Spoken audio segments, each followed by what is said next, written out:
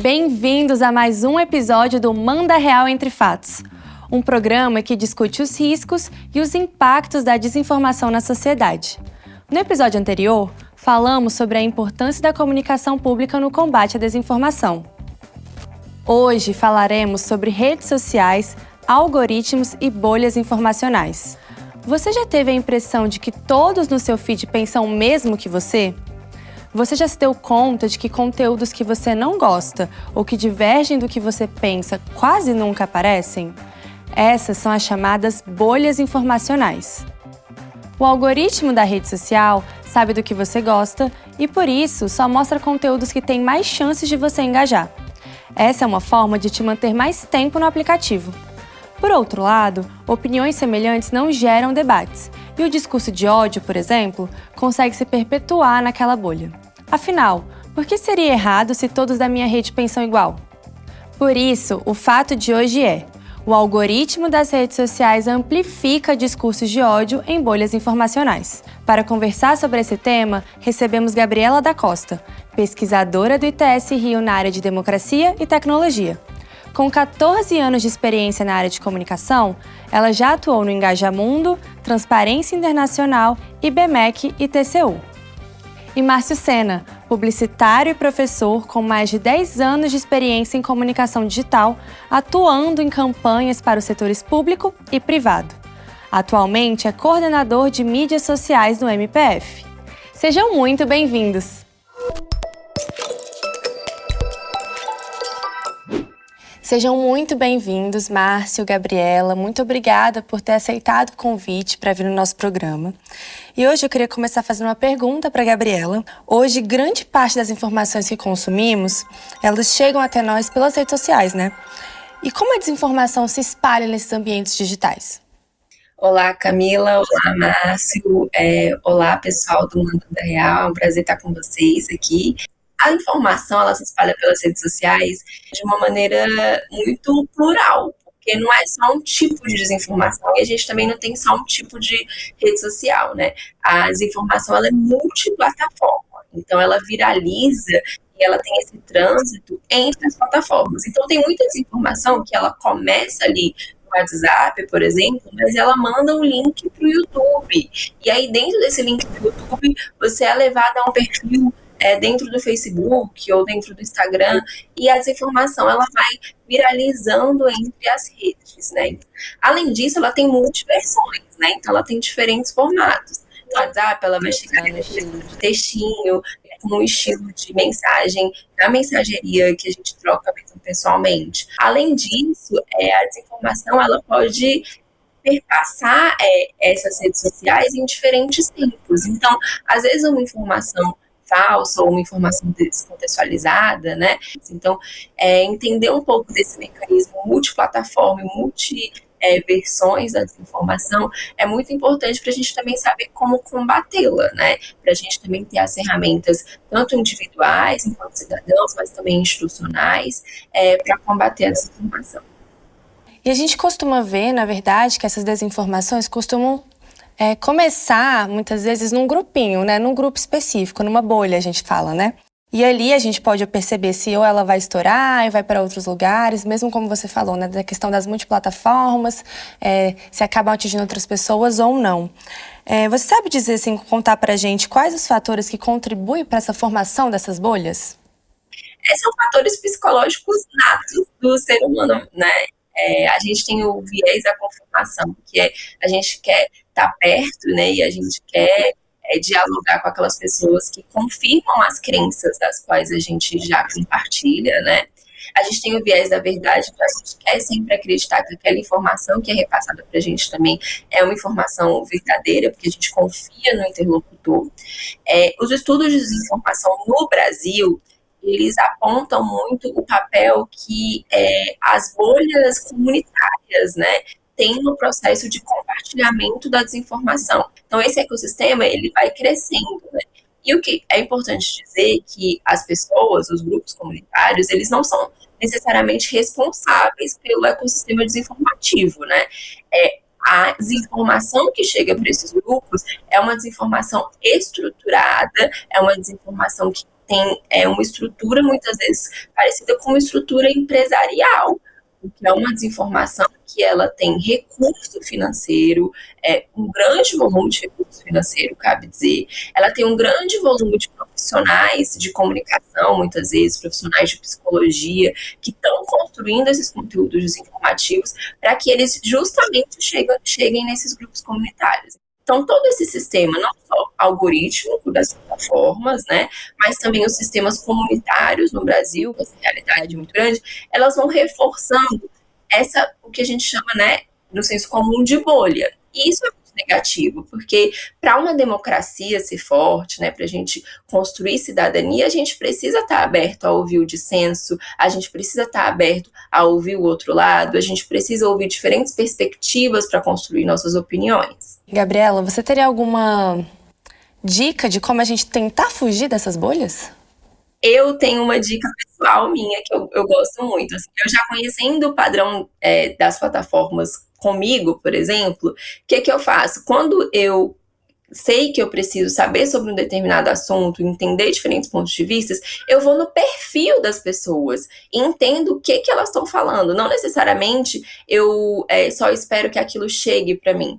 Porque a gente tem uma postura com as redes sociais em que a gente é muito passivo, a gente espera que a informação chegue pra gente. Então, acho que é uma postura de ser ativo, né? Da gente ir em redes sociais, em perfis, consumir conteúdos noticiosos, né? Que muitas vezes são contrários à visão que a gente acredita, para eu conseguir construir diferentes pontos de vista. Então, isso é um caminho. O outro caminho, que é um caminho que a gente precisa tentar voltar a reconstruir, né, é um caminho de sair da polarização política, né? Então, porque as bolhas, elas tendem a criar e reforçar essa polarização política. Porque muitas vezes a gente só quer falar e a gente não quer dialogar. E o diálogo, ele é uma ponte de via dupla. Então, a gente precisa ouvir e falar e entender as diferentes perspectivas e pontos de vista, seja nas redes sociais ou seja na vida real. Tá vendo, pessoal? O diálogo sempre é importante, então estejam sempre abertos a escutar o outro lado. E Márcio, discursos de ódio e desinformação têm dominado as redes, né? Principalmente nos comentários de postagem, é campeão. Como lidar com essas situações? Eu acho que quando a gente fala hoje de plataformas de rede social, a gente tem a questão de a quantidade de pessoas que podem estar, né? Eu falo que as redes sociais, elas plataformas assim viraram praças públicas. Isso é muito positivo, porque ampliou as pessoas poderem participar das conversas, mas também aumentou a responsabilidade com que as pessoas têm que estar nessas conversas, né?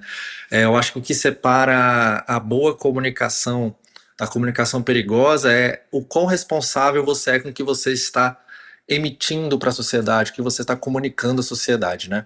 Então, nesse ponto de vista, eu acho que é importante a gente tomar alguns cuidados, principalmente nesse momento que a gente vive, o que a gente chamou ali no início da década de 90, né, de movimento de pós-verdade, que é quando você já não acredita tanto no emissor, mas sim na emoção que foi dada, no caráter emocional que foi dado aquilo, né? Eu acho que o principal, que eu acho que é inclusive o mais difícil, é a gente não se deixar levar pela emoção. Porque a notícia que vem com esse viés da mentira, vem com esse viés de desinformação, muitas vezes tem esse apelo emocional, apelativo, que a notícia com lastro, a informação com lastro, não depende tanto dessa emoção, né? Muitas das vezes as pessoas que disseminam desinformação buscam justamente o combate. Porque a partir do momento que vira uma discussão, vira uma questão polarizada, né? Como a Gabriela bem citou aí. E aí vai ser muito aquela coisa de torcida de futebol, né? Você torce para quem? Para esse ou para aquele? Então, se você entra no combate, é justamente o que a pessoa que dissemina desinformação quer. Porque deixa de ser uma coisa fato versus mentira. Vira quem vai falar mais alto, quem vai discutir melhor. Então, quem vai perder na maioria dos casos, é justamente a pessoa que está trazendo a informação verdadeira ali, né? Então, outro ponto, isso também muito para as instituições, né? É você usar as ferramentas que a própria rede social disponibiliza para você, né? Você pode denunciar um perfil, falar sobre um comentário. Você tem essas ferramentas que você pode utilizar, que a própria ferramenta te ajuda, né, a você conseguir ser meio que um segurança ali daquele ambiente digital. Muitas das vezes o que as pessoas que vão em páginas e perfis públicos querem é justamente que você bloqueie ela, que você oculte a mensagem dela, porque isso vai dar um viés de verdade para ela, né? Porque quem não deve não teme. Se você tá ali e já bloqueou aquela pessoa, bloqueou, possivelmente ele vai falar, viu? Você confirmou o que eu disse. Se você não tá deixando eu falar, você tá me tirando do discurso, você tá me tirando o meu poder de estar na conversa, né? Então, eu sempre brinco, excluir é sempre a pior opção, porque você vai estar dando munição justamente para essas pessoas. Então, às vezes eu falo que gastar energia emocional para responder e tudo mais, às vezes nem vale a pena. Às vezes é até melhor que deixar que a pessoa fale. Não dar a audiência, às vezes é a melhor forma de você se defender daquela desinformação, porque a partir do momento que você joga gasolina sobre aquilo, você pode perder o controle daquele incêndio, né? E retomando um pouco o que você falou agora sobre instituições públicas, né? De que forma você acha que podemos tornar a informação pública em si mais atrativa, clara e acessível nas redes sociais? A pergunta é de 1 milhão, né? Eu acho que a gente tem que perceber, e aí quando a gente percebe isso, dói um pouco menos, que o processo da criação da mentira, ela é muito mais rápida do que a pessoa que quer colocar uma informação verdadeira na internet, né? Ou em qualquer ambiente de comunicação. Porque para você confirmar, criar uma notícia e trazer uma informação, tem todo um rito, né? Tem todo um processo de averiguação da fonte, averiguação das datas, das informações, para aí sim você colocar isso no ar. Então, é frustrante, mas faz parte do processo. Porque a mentira, justamente por algumas características do que a desinformação, a fake news, das características que existem nela, né, de ser emocional, ser apelativa, é muito mais fácil você colocar isso no ar. Novamente, citando a questão da pós-verdade, é muito mais isso, né? Você pode ter vários veículos de comunicação, vários pontos de checagem de informação dizendo que aquilo não é verdade, mas o receptor decidiu por si não acreditar naquilo, pois quem passou aquilo são veículos que ele não confia. Então a verdade deixa de ser absoluta. Eu acredito sim no emissor. Se o emissor é um parente meu, eu tenho certeza que aquilo é verdade, mesmo que não proceda.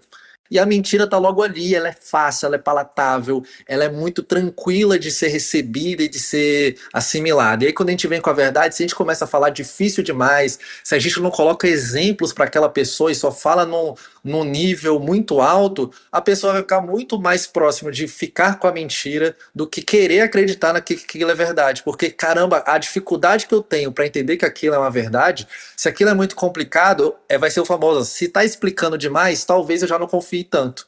Então eu acho que a boa comunicação hoje em dia é assim, é saber comunicar e comunicar de forma simples, para conseguir que ela seja tão palatável, tão fácil de ser entendida quanto a mentira é. E você, já se deixou levar por alguma emoção em alguma postagem? Você chegou a verificar essa informação antes de compartilhar? E Gabriela, diante desse cenário, né, de redes sociais, qual a responsabilidade dessas plataformas digitais e como elas podem contribuir para esse combate à desinformação e esse combate ao discurso de ódio? É uma ótima pergunta essa. Então, a gente tem desde das responsabilidades legais. No Brasil, a gente ainda não tem uma legislação específica, né, sobre desinformação, mas a gente teve uma revisão do Supremo Tribunal Federal com relação ao artigo 19 do Marco Civil da Internet, que coloca responsabilidades para essas plataformas. Então, hoje elas têm uma responsabilidade maior sobre o conteúdo perigoso, né, e o conteúdo desinformativo de algum modo dentro das suas redes. Mas, além da responsabilidade legal, né, a gente tem que pensar que, como o Márcio trouxe, hoje as plataformas, as Big Techs, elas são a nova praça pública, né? Então, além da responsabilidade legal, elas devem agir também a partir da responsabilidade social do espaço em que elas estão, né? Então, hoje é muito mais perigoso, por exemplo, para um adolescente ou uma criança estar dentro das plataformas do que necessariamente tá na rua, né? E aí, falando de uma maneira geral, não especificamente só do ponto de vista legal brasileiro, mas o dever geral que essas plataformas devem ter, primeiro é um dever de cuidado, né? Então, um dever de garantir que esse ambiente seja um ambiente em que a gente consiga ter um cuidado, seja de saúde mental, né? Seja um cuidado de uma informação, de uma integridade da informação dentro desse ambiente. Então, é um dever muito importante. E aí, como que você garante isso, né? Primeiro, garantindo uma política de moderação dentro dessas plataformas, né, que permita que esse conteúdo desinformativo, esse conteúdo odioso, esse conteúdo que muitas vezes fere, né, crianças, adolescentes ou fere minorias, ele não esteja online. E a partir do momento em que ele seja moderado corretamente. Então, se uma denúncia é feita, né, esse conteúdo, ele saia do ar. Ou se uma informação ela é falsa ou ela é descontextualizada, ela saia do ar ou ela perca viralização até que seja feita uma revisão humana. Então, o poder da moderação ele é muito importante dentro das Big Techs. Um outro mecanismo que é muito importante quando a gente fala dentro das plataformas é a importância de você ter relatórios de transparência, né? Além disso, é muito importante também que as plataformas comuniquem com os seus usuários como que eles devem agir e estarem ali nesse ambiente para que não se propague desinformação, não se propague discursos de ódio, mas também o que eles podem fazer para se proteger, né? Então, explicar muito bem como que funcionam os canais de denúncia, explicar muito bem como que funcionam os processos para que você, de fato, denuncie um conteúdo, também é muito importante. Isso já é um bom caminho, né? Então, se a gente conseguisse ter mais transparência, mais política de moderação e uma maior abertura para que a gente pudesse, né, ter mais pesquisa sobre as plataformas, a gente já teria um bom caminho por aí. Então, Márcio, mantendo nesse assunto de plataformas digitais, né? Qual que é o papel dos influenciadores e dos criadores de conteúdo nesse combate à desinformação? Eu acho que é importante a gente sempre pensar no influenciador, né, nessas pessoas como amplificadores. E a partir do momento que essa pessoa é um amplificador, quem tem mais voz tem responsabilidade. Então, a responsabilidade que essa pessoa tem é, caramba, eu vou passar uma informação. Ele mesmo vai falar, gente, essa informação eu tirei daqui. Trazer essas fontes, mostrar que houve uma busca por fontes antes de ser informado ao público, né? Isso traz um lastro para esse influenciador, traz para aquela informação que ele vai dar um registro de veracidade muito maior. A partir do momento que esse amplificador, que esse influenciador começa a mostrar esse cuidado que ele tem ao disseminar o conteúdo dele, ele torna a pessoa que o assiste, o fã, né, em também pessoas que vão cobrar de outros lugares a mesma clareza da informação, né? Eles começam a ser ativos também nesse processo contra a desinformação. Então, acho que esse processo de educação midiática parte muito disso, né? De a gente também não imaginar que a pessoa que está recebendo a informação vai parar, não vai se modificar, não vai aprender ao perceber que pessoas que influenciam ele, marcas e tudo mais, também partem desse cuidado com a desinformação. Acho que é um ciclo que a audiência, ao perceber isso, também vai gerar esse motor de falar, caramba, agora eu vou cobrar da minha família, eu vou cobrar dos meus amigos. Cara, de onde você tirou isso daí? Qual é a fonte? Porque a pessoa que eu sigo me traz uma fonte. Então, acho que isso é um motivo de o influenciador pode trazer esse quesito de educar mesmo, né, de forma indireta a sua audiência. Então, Márcio, Gabriela, quero muito agradecer a presença de vocês. Foi um debate muito enriquecedor e espero ver vocês em uma próxima. Valeu demais, parabéns ao Manda Real e muito, muito prazer estar aqui podendo falar com vocês sobre um tema tão importante. Obrigado também, Gabriela, que trouxe inúmeras informações aí incríveis pra gente nessa conversa. Eu que agradeço, Camila, Márcio, foi um prazer estar com vocês. Acho que o diálogo foi muito enriquecedor, esclarecedor. Agradeço ao Manda Real Entre Fatos e espero ver vocês numa próxima. Tchau, tchau, gente. Obrigada. As redes sociais ampliaram o acesso à informação, mas também trazem novos desafios para o debate público. Entender como funcionam as bolhas informacionais é um passo importante no desenvolvimento do senso crítico. Afinal, as redes sociais entregam exatamente o que você quer ver. No site do Manda Real, você vai acessar dicas importantes de como se proteger. No próximo episódio, vamos falar sobre desinformação e deepfake. Aqueles vídeos que parecem reais, mas são criados ou manipulados com inteligência artificial, sabe?